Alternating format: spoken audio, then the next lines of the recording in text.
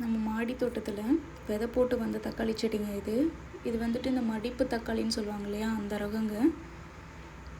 செடியோட க்ரோத்துமே கம்மியாக தான் இருக்குது. ஒருவேளை நான் குட்டி பாட்டில் வச்சதுனால அப்படியா என்னன்னு தெரில.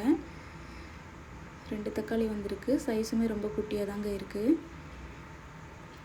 இது வந்து நம்ம தானாக முளைச்ச தக்காளி செடிங்க. நம்ம கொய்யாக்கன்று இருந்த க்ரோ பேக்லேயே வந்துச்சுன்னு விட்டுட்டேன். இப்போ பாருங்கள் எவ்வளோ பெரிய செடியாக வந்து நிறைய பூ எடுத்திருக்கு. இது என்ன ரகம்னு தெரியல.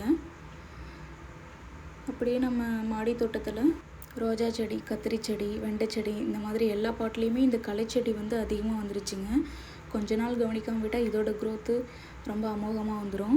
நம்ம கொடுக்குற உரம்லாம் இதுங்களே எடுத்துகிட்டு நல்ல க்ரோத் ஆகும். அப்புறம் நம்மளோட செடியில் வந்துட்டு க்ரோத் கம்மியாக தாங்க இருக்கும். அதனால் அப்பப்போ இந்த செடிகளையும் கவனித்து களை எடுத்து விட்டுட்டு இந்த மாதிரி மண்ணை கிளறி விட்டு செடிக்கு தேவையான உரம் கொடுத்தா க்ரோத் நல்லாவே இருக்குங்க.